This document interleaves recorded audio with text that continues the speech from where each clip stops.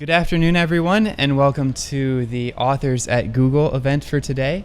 We're very pleased to have Richard Thompson Ford with us today. He is a professor at Stanford Law School and the author of the book, The Race Card, which he will be talking to us about today. He's one of the leading experts on civil rights and anti-discrimination law, and prior to his appointment at Stanford, he worked on the faculty at Harvard and also as a housing policy consultant for the city of Cambridge, Massachusetts. More recently, he's also been a former commissioner of the Housing Authority in San Francisco. So he will go ahead and share some words with us today. We'll also have some time after the talk for some questions. We have a microphone situated towards the back of the room, and we'll pass that around. So without further ado, I'd like you all to join me in welcoming Professor Ford to speak with us. Thank you. Thank you. Hi, thanks for coming out this afternoon. I admit I feel a little bit overdressed. Usually it's the opposite when I talk on the East Coast. So, but today I'd like to talk to you about my recent book, The Race Card. I'd like to read a little bit from it, but before I do that, I want to give a little bit of an introduction to explain to you why I wrote the book and give you some of the main concepts that I'll cover in the 3 short excerpts that I'd like to read. I think it's fair to say that these days we can tell a sort of good news, bad news story about race relations. The good news is that racial attitudes are better than they've been in American history. I think it's fair to say that they're better, quite a bit better even than they were 20 years ago, 15 years ago, and they're certainly better than they were in the 1960s during the time of the Civil Rights Movement. Not only is racism taboo, and people are unlikely to express racist attitudes openly, but it's fair to say by all the reliable sociological measures that actual racial attitudes are improved, that fewer people are racists, and racism is on the wane. So that's the good news.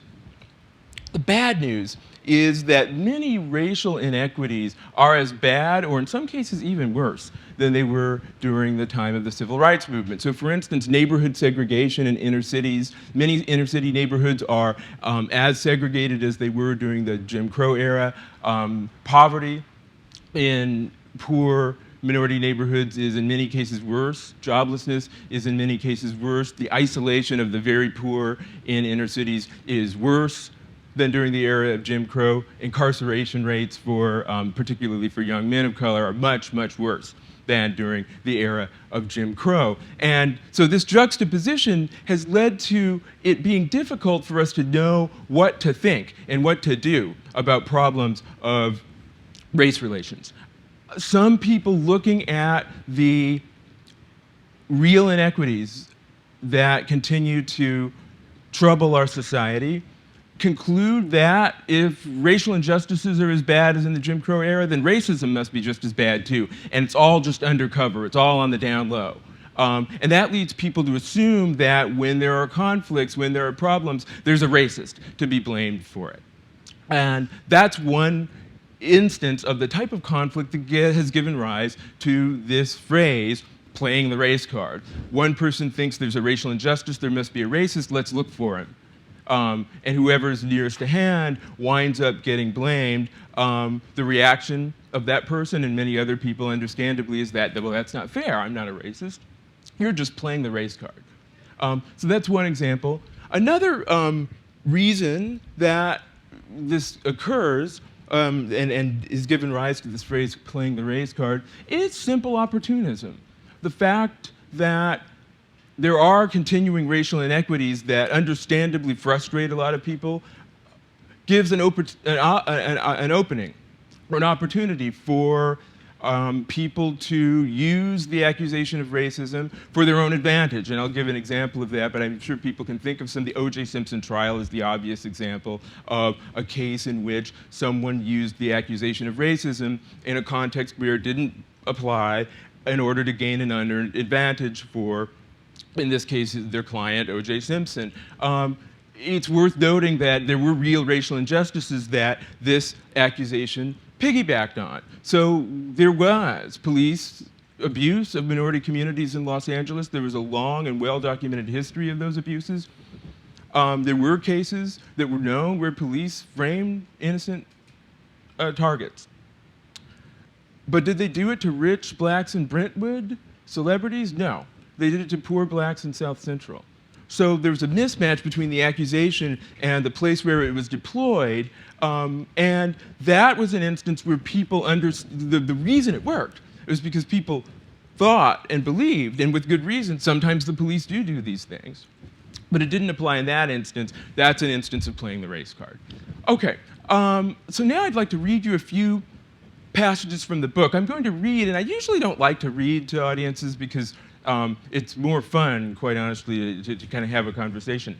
But I'd like to do it this time because a lot of what I'm trying to do in the book is not just convey a particular set of abstract ideas, but also convey a mood and a tone. I want to convey the sense that today's race relations have a kind of dramatic and almost ludic quality to them at times. We tend to deal with questions of race through a series of scandals. So we ricochet from scandal to scandal. Sometimes people say Americans don't like to talk about race. They refuse to talk about it. It's a terrible situation. The truth is we love to talk about race. We talk about it all the time, obsessively. Every few weeks there's a new race scandal in the media. But we don't talk about the real problems. We don't talk about real solutions. Instead, we talk about a series of kind of phony scandals. Don Imus says something ignorant about the Rutgers basketball team, and we have 2 weeks of media hand-wringing about Don Imus. When the real issue should be segregation in Newark and Camden. We have Michael Richards says something ignorant to a talk show or to a stand-up comedy audience. And you'll notice in both of these cases, these are people who are kind of paid to be offensive. Part of their job. John Imus's contract stipulated that he would be offensive.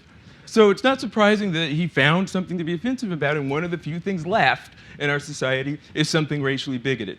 But this gives us the illusion that we're talking about race and that we're concerned about it, but in fact the real racial issues are somewhere else. And so that division between the conversation and the real issues is another instance, I think, of playing the race card, and it's one of the things I'm concerned about, that playing the race card distracts attention away from the real racial injustices, the real social problems in our society, and real solutions, and instead gives us a sort of a scapegoat.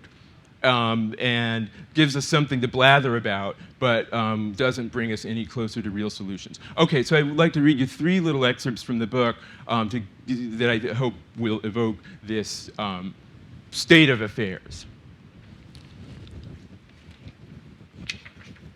The year 1991 marked the end of an era in American civil rights.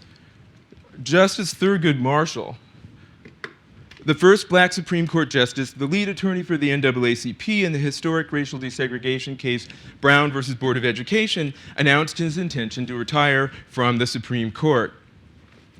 Immediately, the speculation and maneuvering concerning Marshall's replacement began. It was widely expected that another African American would be, indeed would have to be, appointed. Liberals and civil rights groups began a predictable campaign directed at the Republican president, George H.W. Bush, who would nominate Marshall's successor. It was crucial, they insisted, that the nation's highest court would include a person of color. The Bush administration would demonstrate the racial insensitivity, indeed bigotry, that its enemies had long suspected if it appointed a white person to fill this vacancy. Partisan politics and ideological litmus tests surely should be put aside in this instance. Marshall's vacancy should be filled by a person who could understand and express the unique experience of racial minorities in this society.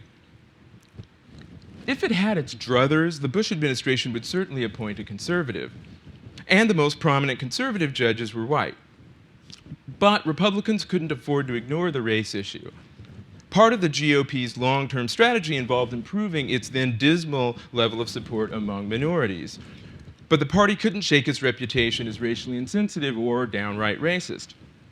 Its long-lived Southern strategy had relied on race baiting to deliver white votes to GOP candidates, and Bush had been elected in part on the strength of a notorious ad campaign that many felt had exploited racial bigotry. The ad pilloried Democratic candidate Michael Dukakis for supporting a program that allowed prison inmates to take furloughs from incarceration. The ad informed the public that a convicted murderer and rapist, Willie Horton, beat a man and raped his fiancée after failing to return from one of Dukakis's furloughs. The ad prominently featured Horton's menacing black face, complete with shaggy Black Panther beard and afro. Bush's campaign manager, Lee Atwater, crowed, "By the time this election is over, Willie Horton will be a household name." Atwater did not exaggerate. By the time the election was over, one might have thought Horton was Dukakis' running mate. The ad may have helped Bush win the election, but it didn't help Bush or the Republican Party improve their standing with African Americans. Bush faced a dilemma. If he nominated a white conservative to the Supreme Court, he would reinforce the perception that he and the Republicans were insensitive to racial justice, hostile to civil rights, maybe even closet racists. But the black judges with the stature and experience for the position were civil rights liberals. But conservatives had an ace up their sleeves. A black conservative with just enough experience to be a plausible candidate, but not so much to have left a long paper trail of controversial published opinions. One can imagine the number of champagne corks that popped the night someone, maybe a young and up-and-coming member of the Federalist Society, made his career in conservative politics with the suggestion, Clarence Thomas. Imagine the strategy meeting of some unknown conservative think tank. The jowly old guard grumbling, the fresh-faced young Turk scowling. Marshall's getting up in years, but what to do if he retires while our team is in the White House? How do we deal with the race issue? Then someone says it, Clarence Thomas. It was racial politics jujitsu. Use the enemy's strength against him. We have to pick a black nominee? Fine. We'll give you a black nominee so conservative he makes Edmund Burke look like Che Guevara. So what if he's barely been appointed to the federal bench? Are the quota-crazy affirmative action liberals going to say that a black candidate is unqualified? Clarence Thomas hit the liberals right between the eyes. Liberals had pressed so forcefully, so righteously, so sincerely on the importance of racial diversity on the court. They had carefully honed all of the moves in support of affirmative action, and they had perfected the subtle and not so subtle insinuation that anyone who suggested that an affirmative action candidate wasn't qualified was a closet racist. Now, all of these finely tuned arguments would be deployed in support of the most conservative jurist since Hammurabi. The liberals would have to swallow hard and accept Thomas or confront their own best arguments and the charge of hypocrisy to boot. Conservatives were buying confetti and chilling bottles of Krug when Anita Hill turned up in the district. Hill was a prim young black woman who had worked with Thomas on the Equal Employment Opportunity Commission. She claimed that Thomas had sexually harassed her following a classic pattern. He asked her out, she declined, he started hassling her with off-color jokes and references to porn. Hill was a believable accuser, in part because it was hard to imagine that this proper young woman could have invented a story that included a porn star named Long Dong Silver and references to pubic hair on a can of Diet Coke. Someone had to have exposed her to these ideas. Not that Thomas was an obvious suspect, this tightly wound man, impeccably sexless in Beltway standard gray flannel and blue serge. But look closely enough and you could almost see it. The leer, the gleam in the eyes, the licking of the lips. Could he be Willie Horton's kith and kin after all? A sexual predator dressed up for court? The Senate confirmation hearings began as a duller-than-average legal theory symposium involving issues such as fidelity to the Constitution and the meaning of penumbral rights. After Hill's accusations, they morphed into a Jerry Springer episode that had put on airs. The nation witnessed a parade of disgruntled former co-workers, jilted ex-lovers, and other character witnesses testifying to the integrity or duplicity of Thomas and Hill. And the daytime drama came to a head when a beleaguered Thomas described the hearings as a high-tech lynching for uppity blacks. Although race had thus far served as a silent inoculation against critique, here it was deployed openly as a full-strength antibiotic. Thomas sought to link his struggle to sit on the highest court in the United States to the struggle of African Americans to avoid physical mutilation, torture, and death. He compared milquetoast Democrats on the Senate Judiciary Committee to an angry mob armed with firearms and strong rope. No one dared openly scoff, but many found the analogy harder to swallow than a Diet Cola of dubious purity. The irony of the moment was striking even in this, a political drama that Oscar Wilde could have written. Thomas, a corrosive skeptic of accusations of racism during his tenure at the EEOC, cried racism the moment his nomination was in real jeopardy. When the chips were down and the stakes were high, the staunch defender of colorblindness shamelessly played the race card. Superstar entertainers complain of racism when negotiating, renewing, or breaching their multi-million-dollar contracts. Liberal and conservative politicians alike play a subtle race politics to win elections and secure the confirmation of nominees. Wealth and privilege are no impediments to deploying the race card, nor, for that matter, is race. Upper-class WASPs complain of reverse racism, a melodramatic description of integrationist policies that no one believes are directly motivated by bigotry. And if race isn't directly involved, you can always insist that whatever's eating you is like racism. A rule that requires obese passengers to buy the number of seats they occupy, which in crowded coach class may be 2, isn't just a way to ensure that other customers get their fair share of elbow room. It's like making Rosa Parks stand in the back of the bus. A dress code against tattoos, body piercings, funky haircuts, cut-off shorts isn't just uptight. It's a new Jim Crow. Smoking bans consign nicotine addicts to ghettos or concentration camps. I think I'm making these up. They're all examples of actual claims that have been made. Gripes are as common as face cards in a pinochle deck. The race card can turn yours into a winning hand. But the race card is not a matter of simple opportunism and deception. It's a byproduct of deep conflict in our society over how to describe and deal with questions of social justice. When bigotry was openly tolerated, people announced or did nothing to conceal it. So some of the earliest struggles for civil rights aimed at some pretty conspicuous targets: Jim Crow laws, blatantly discriminatory practices, and out-and-out race-based exclusion. But today, most people try to hide their prejudices. As a result, a lot of time and energy must be spent trying to determine whether bigotry is in play or not. And everyone involved, accuser and accused alike, has an incentive to lie and dissemble, to downplay or to exaggerate. This has given rise to a great deal of conflict over how to define bigotry and how to decide whether or not it's at work. When does a grievance deserve the special and unequivocal condemnation reserved for racism? Despite more than a century of litigation under the Constitution and federal civil rights laws, we still don't have a straightforward answer to that question. And in fact, in some ways, the answer is getting more convoluted and confusing, and the resulting conflicts more numerous and more frustrating.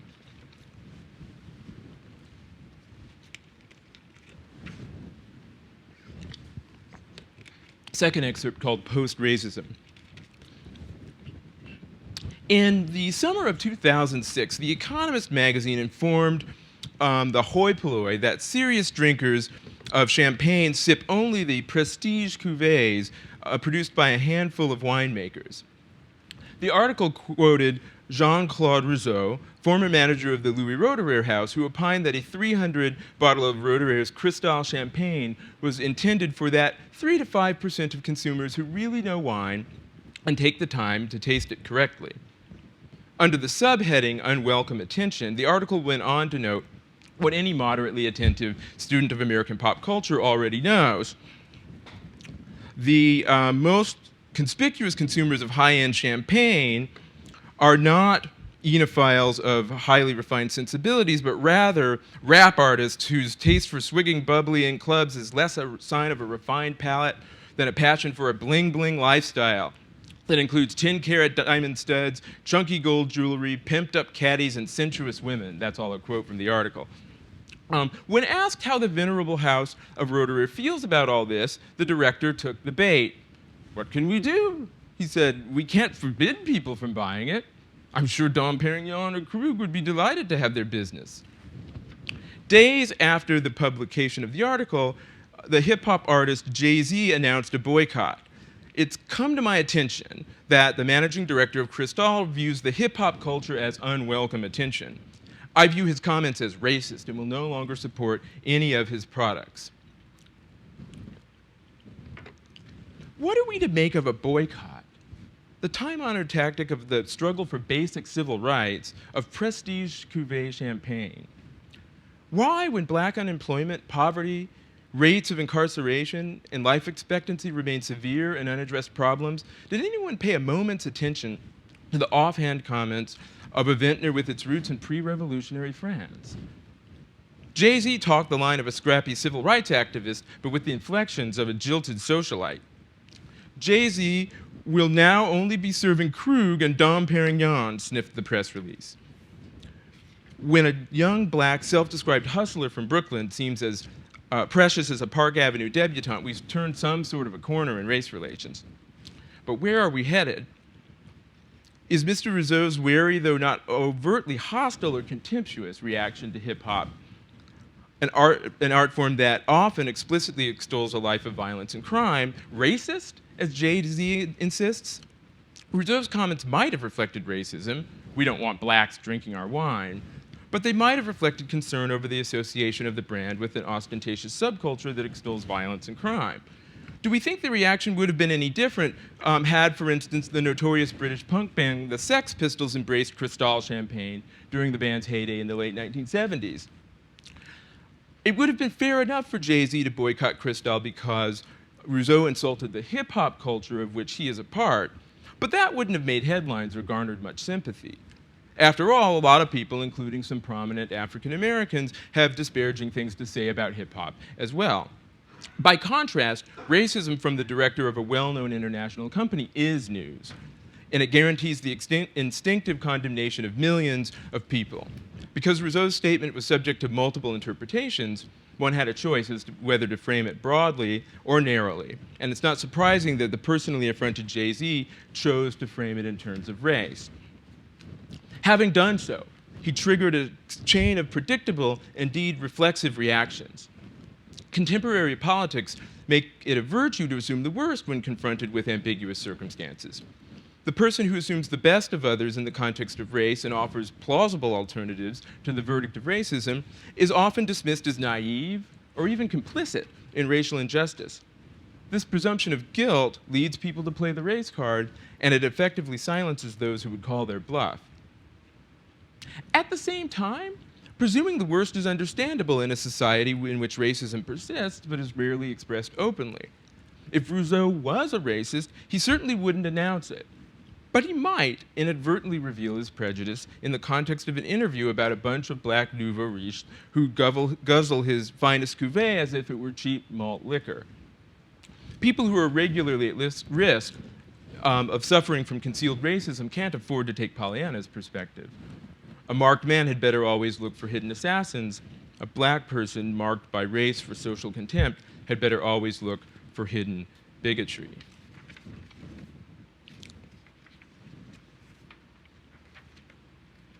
Last excerpt, racism without racists.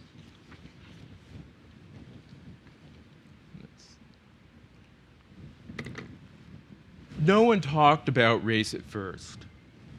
After the levees failed, it took a day or two for the shock to wear off.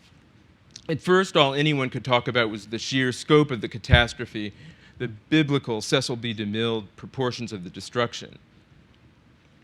After senses and sensibilities recovered, it was hard not to notice that almost all of the stranded victims of Katrina were black.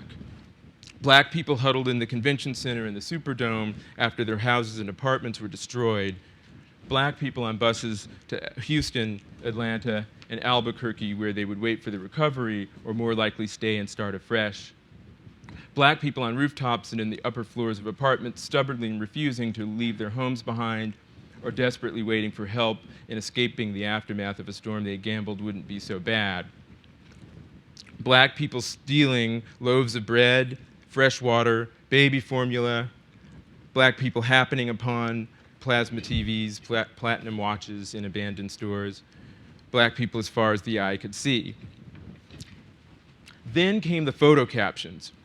There couldn't have been much time to vet those photo captions, but there they were, 2 pictures, 2 captions, on the same day, no less, October 30th, 2005, the day after the levees broke, both front and center on Yahoo News. One shows a black man walking through water carrying a sack. The young man walks through chest-deep floodwater after looting a grocery store in New Orleans on Tuesday. The other shows a white couple wading through the water. The woman is carrying a sack. Two residents wade through chest-deep water after finding bread and soda from a local grocery store. The black guy is a looter, a gangbanger, a stone-cold crip out for an easy score. Isn't that a boombox in his hand? Oh, wait, it's a pack of diapers. The white couple, Jeannie and Jean Valjean, driven by adversity to take a loaf of bread, no doubt to feed their small children who are unfortunately just outside the frame. I bet they even left their names and telephone numbers in a note apologizing. It's all over the internet the next day, post-Katrina racism. Yahoo News was just a dramatic symbol for a much larger issue, and people started asking questions that were barely veiled accusations. Why was the federal response so slow and inadequate? Why did President Bush stay in Texas on vacation 2 days into the catastrophe? If these victims had been white Floridians rather than black Louisianans, would Bush have cut his vacation short? People thought they knew the answer because a year earlier, a hurricane struck white communities in South Florida. The response was rapid and, by one account, generous to the point of profligacy. Bush delivered relief checks personally, and local officials praised the generosity and efficiency of the Federal Emergency Management Agency. Katrina hit the Gulf Coast on Monday. The levees failed on Tuesday. By Saturday, on national television, the rapper Kanye West called the President of the United States a racist. West was host for a benefit concert of the Red Cross, one of those heartwarming yet wrenching affairs in which celebrities do their part to help, soliciting donations, singing appropriately inspirational songs, and reading prepared scripts in front of monitors that run footage of the disaster and its unfortunate victims. West was paired with Mike Myers, the comedian best known for his role in Austin Powers' International Man of Mystery. Myers didn't yuck it up that Saturday. The atmosphere was grave and earnest, and he stuck to his script. The landscape of the city has changed dramatically, tragically, and perhaps irreversibly. There is now over 25 feet of water where there were once city streets and thriving neighborhoods. West was equally earnest, but he spoke extemporaneously. I hate the way they portray us in the media. You see a black family, it says they're looting. You see a white family, it says they're looking for food. And you know it's been 5 days because most of the people are black. The way America is set up to help the poor, the black people, the less well-off, as slow as possible. Myers looked like a deer caught in the headlights of a speeding bus and stammered through the next part of his prepared script.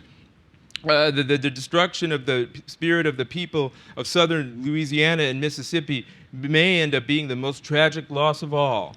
He trailed off, looking pale and shaken, perhaps by the plight of Katrina victims, but more likely by West's unexpected political commentary. West grabbed the opening to offer a parting observation. George Bush doesn't care about black people. Somehow, West's closing thought didn't make the West Coast rebroadcast. But the sentiment found its way around the world. Polls taken several weeks after the disaster showed that 85% of blacks thought the Bush administration was at least negligent in handling the relief efforts. Ivy Hilliard, a New Orleans minister, alluded to the deployment of American forces overseas, complaining, "Are you telling me we can coordinate a relief effort on the other side of the world, but we can't do it here?" I'm not saying they didn't care. I'm saying they didn't care enough. I can't help but think that race has something to do with it. Katrina was proving to be an international public relations disaster as well as a natural catastrophe. No one is going to tell me it wasn't a race issue, said one of the evacuees at a congressional hearing in the aftermath of Katrina. When the city had been pretty much evacuated, the people left were mostly black. Republicans were desperate to defend the Republican administration, FEMA, and its top brass. They struggled to respond to the victims diplomatically, but still rebut charges of racism. I don't want to be offensive when you've gone through such incredible challenges, Representative Christopher Shays began warily after telling a Katrina survivor he didn't believe her account of police brutality. You believe what you want, the survivor snapped angrily. Earlier, the Reverend Jesse Jackson had compared the temporary shelters in New Orleans to the hull of a slave ship. Victims at the hearings compared the conditions in temporary shelters to Nazi concentration camps. The best response Republicans could muster was that no one in New Orleans had been marched into a gas chamber. Slate's senior political editor, Jacob Weisberg, suggested, because they don't see blacks as a constituency, Bush and his fellow Republicans do not respond out of the instinct of self-interest when dealing with their concerns. Had the residents of New Orleans been white Republicans in a state that mattered, instead of poor blacks in a city that didn't, Bush's response surely would have been different. This is as compelling a case of post-Katrina racism as anyone has made. But as Weisberg was careful to note, this doesn't really suggest that Bush is a racist. It suggests that he's calculating, callous, moved to action only by self-interest, generous to those who can help him and indifferent to those who can't. In other words, a politician. Blacks in New Orleans happen to be among the unfortunate people this president doesn't count as allies. If President Bush doesn't care about black people, as Kanye West would have it, perhaps he doesn't care about Democrats or New Yorkers either. Indeed, many have suggested that similar political calculations have diverted needed anti-terrorism funds from likely targets in blue states like New York and California to relatively unthreatened red states. But try explaining this nuanced distinction to someone who spent a long, hot week in the Superdome without fresh water.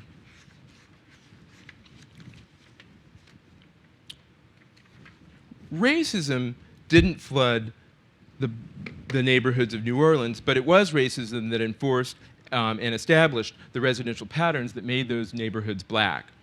Residential segregation took hold of our nation's cities generations ago when no one denies that overt racism was the norm. Some of the nation's earliest race riots were sparked by white residents who used violence to drive black families from their neighborhoods. And many American cities were segregated by force of law until the Supreme Court invalidated racial zoning in 1917. Those cities and many others replaced racial zoning with an almost equally effective private substitute, racially restrictive covenants, until those too were invalidated in 1948. Banks, real estate agents, residents, and in some cases the federal government continued to conspire to enforce segregation informally until Congress prohibited housing discrimination in 1968. And even today, studies and audits continue to find illegal discrimination in the sale and rental of housing. Today's segregated neighborhoods were marked out in the pre-civil rights era, and we've inherited that racist urban planning of past generations just as surely as we've inherited the gridiron streets of Manhattan or the freeways of Los Angeles. So when the victims of Katrina insist that it's no accident that so many of the victims of the disaster were black, they're right. It is no accident that black neighborhoods developed in the least desirable parts of the city, the parts of most cities that were available when blacks were excluded from white neighborhoods. And it's no accident that blacks continue to live in historically black neighborhoods. In this sense, Katrina was both a natural disaster and a racial justice issue. But is there a group of living racists directly responsible for the injuries suffered by Katrina victims? Contrary to Kanye West's assertion, there's little evidence that George Bush cares less about poor blacks than about poor whites. The conservative Bush administration was ideologically predisposed to be contemptuous of social programs and the agencies that administered them. That included FEMA, which the administration staffed with political hacks rather than experienced professionals and placed under the Department of Homeland Security, where its disaster relief mandate was diluted by the counterterrorism agenda. These were, in retrospect, very bad decisions, but they weren't racist. FEMA mismanagement could have left white San Franciscans, for instance, huddled in inadequate shelters days after a major earthquake. This type of racism, or more precisely racial injury without racist, accounts for a large and growing share of the racial injustice in our society. If we're going to enjoy either racial justice or social harmony, we have to correct these problems. But in a growing number of cases, it's both counterproductive and unfair to look for racists to condemn. These are social problems that demand social solutions, not individual misdeeds that demand excoriation or individual reparation. Thanks.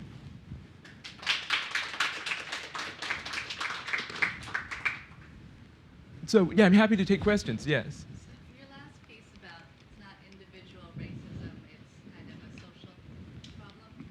I mean, is there something to say that, just your last piece, you mentioned it's not individual racism that caused Katrina, it's a social problem and whatnot. What do you think about kind of institutionalized racism, or just kind of all individuals as a collective, not specifically colluding to have Katrina happen, but forgetting that that problem existed and then having it happen, sort of thing?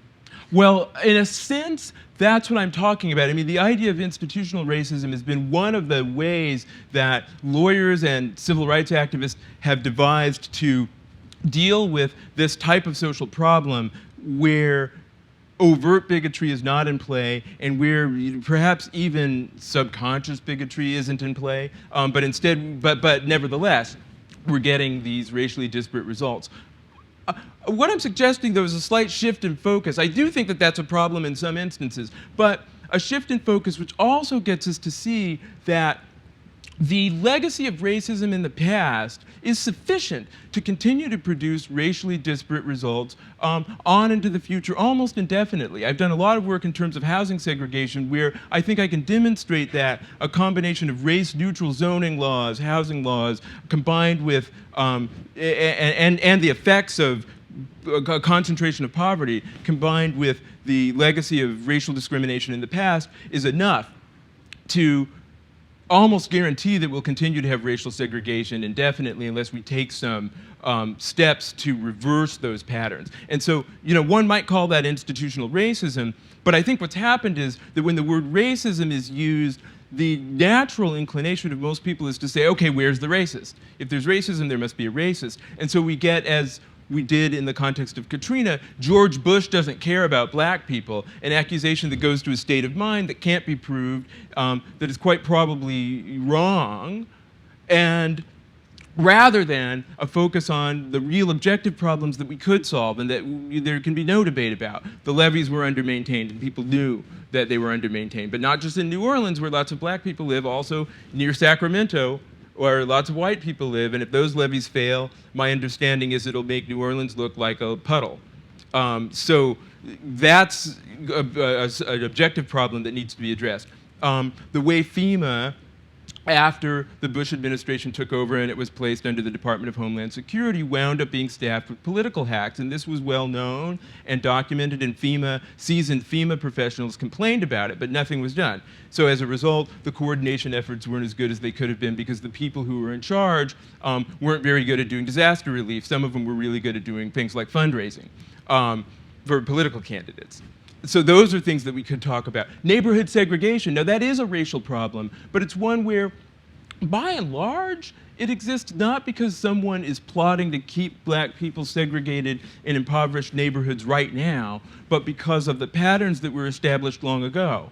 And I would suggest that we could have a more productive conversation if we didn't use the term racism, which leads to defensiveness and the digging in of heels and this kind of back and forth. Well, no, you're just playing the race card that we see so much in our conversations about race. Yes. Oh, in the back.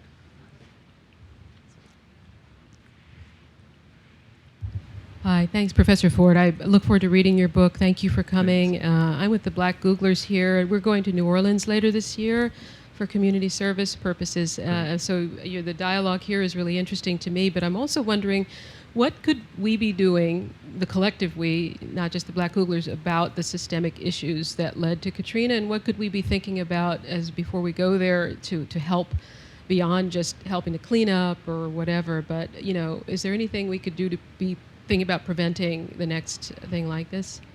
Well, one thing, maintenance of public infrastructure. And again, public infrastructure is in bad shape all over the country. New Orleans isn't the only place, but people knew about it. People know where levees are weak. People know where the infrastructure is not what it should be, and we need to invest time and resources in that. I am a big proponent of aggressive and inventive approaches to dealing with neighborhood segregation. My view is that the problem of neighborhood segregation, of the concentration of poverty, particularly in urban areas, particularly among African Americans, is so severe. It's the most dramatic remaining legacy of the pre-civil rights era. It's the major place where civil rights legislation didn't work. It's what's left over. There are other things, but it's the major source. And most other racial injustices flow from it.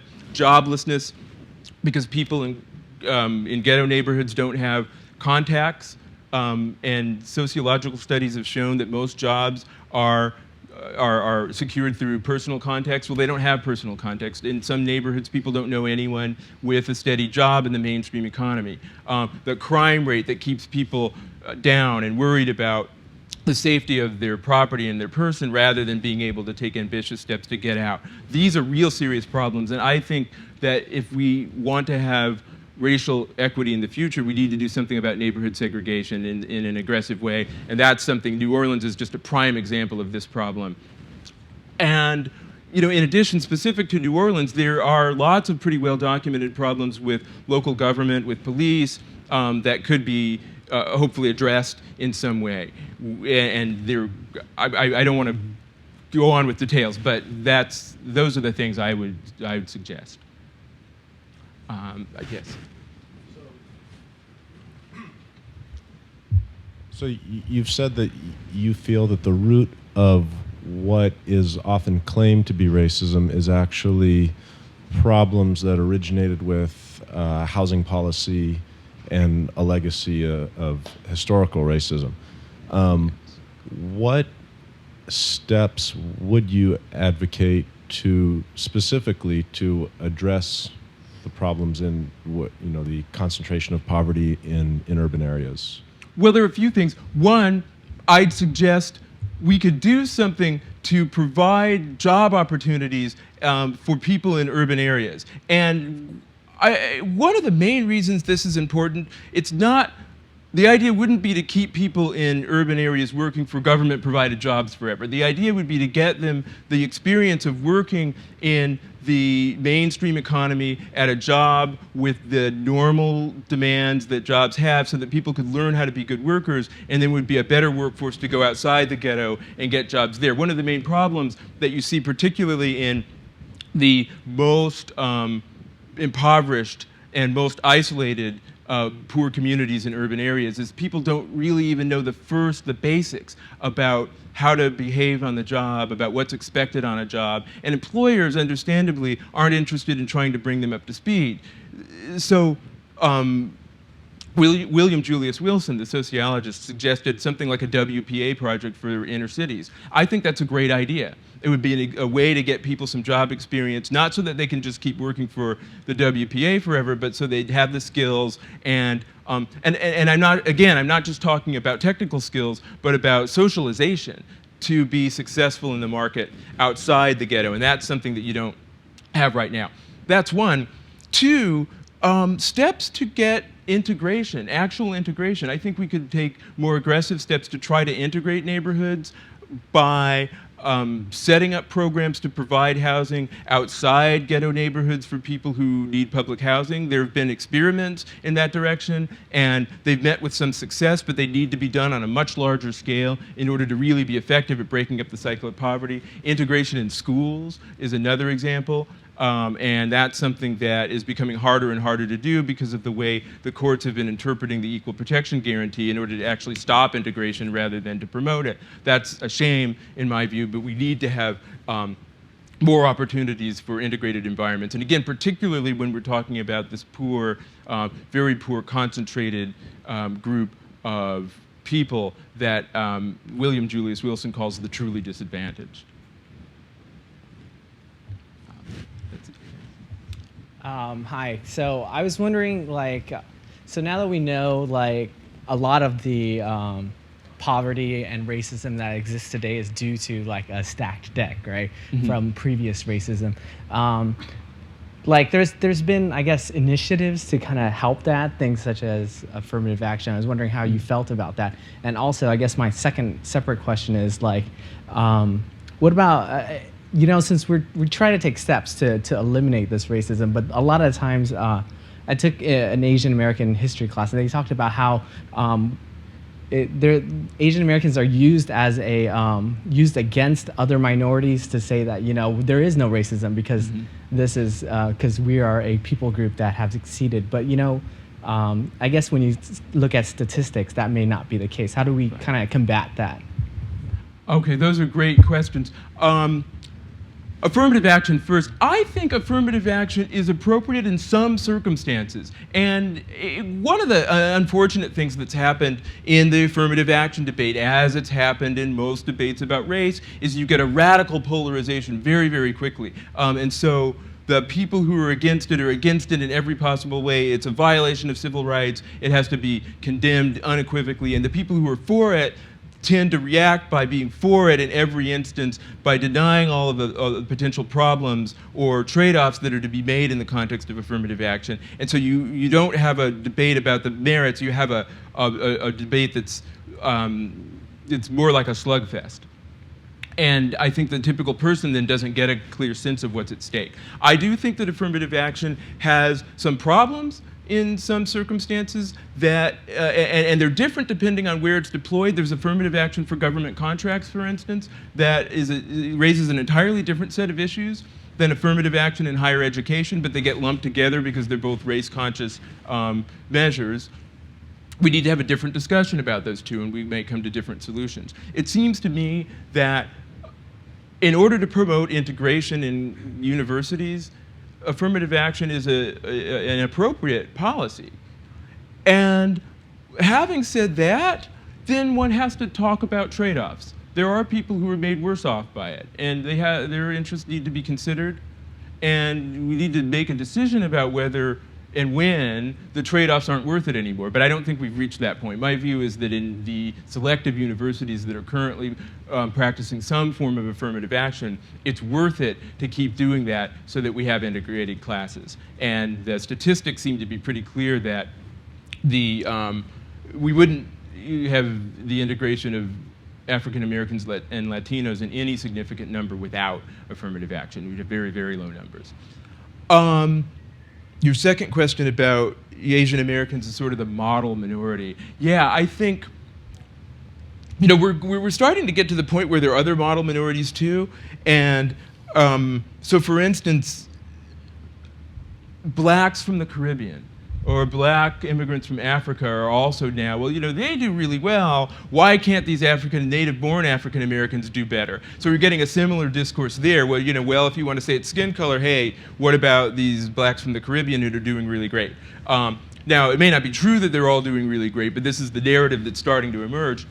Again, if we look at the mechanisms that are producing racial inequity, concentrated poverty, people who are living in ghettos, generation after generation, where the norms of the ghetto that may be appropriate within the ghetto environment, where people are mainly working in the gray market, where they don't have access to mainstream jobs, where they're worried about crime, but are dysfunctional outside the ghetto. And the type of concentration leads them not to have broader horizons, leads them not to be able to imagine anything else. That's a major problem. And that, you're not comparing the right groups when you say Asian Americans are a model minority, because by and large, Asian Americans don't suffer those conditions. So it's just a different set of problems to talk about. That's where I'd start in making that distinction and trying to break down that type of argument. But again, we can get one of the reasons I think the model minority argument has become so popular is because people genuinely feel, and with some justification, wait a minute, racism's not as bad as it was in the 60s. Why do they keep talking like racism is as bad as it was in the 60s? We're not racists. And we hear it over and over again, and now, well, what about the Asian Americans? But the point is to get away from a discussion where the only way we can fix a racial injustice is to call somebody a racist first and pin them to the dartboard, and move toward a conversation where we can talk about racism as a social problem to be solved collectively. And then I think some of the defensiveness would go away. Hi, thank you so much. This is really interesting. Thanks. So part of what you're talking about is having a more nuanced conversation in the nation about problems that come up, and focusing on the policies or lack of policies that are causing these problems. And I'm curious, So one of the things that can make change is education. I'm curious if you're going to design a high school course that all high school students nationwide had to take, what would be some of the things that you would think should be covered in order to help change the debate, change what people know, and anything from your book, other work you've done, anything else? Wow, what a great question. So it's making me think about a different kind of pedagogy than I usually do since I teach law students. I think I would want high school students to know the details of the history of American racism and its policies. I think I'd want people to spend some time so that people knew, for instance, that the federal government actively promoted racial segregation through its mortgage lending policies until 1950. That was a policy that was on the books. So that people knew that many American cities had racial zoning until 1917, where there was just the law that this was the white zone, the white neighborhood. So that when people think that this is the result of private preferences, in fact, those private preferences were at times in American history created really by the federal government, and then the mortgage lenders followed the federal government, and because in order to get federally guaranteed mortgages, you had to comply with this set of rules. I'd want people to know about that. I'd want people to know the conditions today that I think a lot of people don't know, just how severe the concentration of poverty is in some inner cities. I think everyone knows they're segregated neighborhoods and they're poor neighborhoods and we drive by on the freeway. But I think a lot of people don't know how severe the problem is. I'd want them to know what life is like there, so that when someone says, well, why don't they just get their act together and get a job with FedEx or get a job with UPS, that they could see that these are people who lived in an environment in which nobody has that kind of job, or very, very few people. They don't have anyone to explain to them the kind of basic things that people who grow up in the mainstream economy take for granted, that you've got to show up on time, that you can't show up and bring friends with you to the job, that you've got to be nice to the boss, that your attitude matters, your demeanor matters, your grooming matters. These are things that people aren't born with, you learn, but it seems intuitive by the time you've grown up in a household where mom and dad get up and put on a suit and go to work every day. That's what people need to understand, because that's what we're up against in trying to fix these problems. And saying pull yourself up by your bootstraps, that's not a sufficient answer to this type of social problem. And that we could talk about all that and say, yes, there's still racism. It's a problem in our society. It hasn't gone away. People still encounter it, but we don't have to imagine that every racial injustice is the result of evil bigots plotting somewhere in order to keep black people down. In fact, most of them are the predictable result of this set of historical patterns that were in place before. And we could see this as a social problem to be fixed, kind of like pollution, air pollution, rather than a crime like murder, that we have to find bad people who did it and then punish them. I think that I'd start with something like that. Maybe that's too long a course. I think we have time for 2 more questions. Hi. So your last point almost answers the question I was going to ask. It seems that playing the sort of the race card or just discussing that is confusing, and it sets off a lot of emotional hot buttons. Yes. Do you think it would be more productive to try and pursue a course where you try and sort of discard the whole discussion about race and actually talked about the social economic issues instead? And in some other parts of the world, people use the term social justice as a way of actually trying to move forward and sort of move all these other confusing issues to the side. Do you think that actually would have a more productive outcome? Yes and no. I think it would be a great thing if we had a serious effort in this country to address economic inequity and poverty.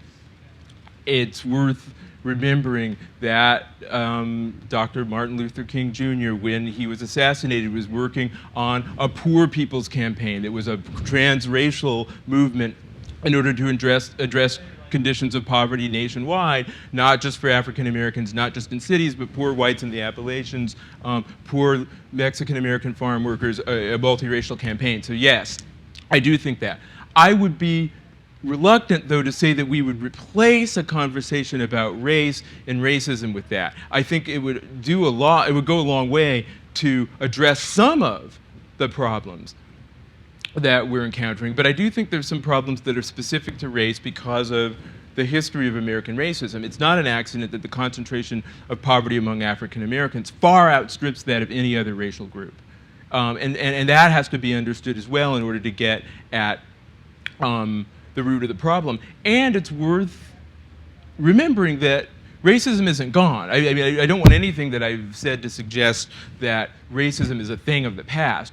And that still has to be addressed in some way. So we can't do without a conversation that includes race. But I do think that we can begin to have a conversation where some of our priorities are shifted, where we don't, and you're right to suggest that when we start a conversation about race today, in today's environment, we begin with accusation and finger pointing, and very often the conversation doesn't get any further than that. If we could start the conversation with something else, like economics, then maybe we could begin to arrive at constructive solutions first. And just one thing you mentioned in your excerpts, what about the media's role in all of this? You know, back to that, and especially in that high school class. Yes, the media, I don't want to blame the media.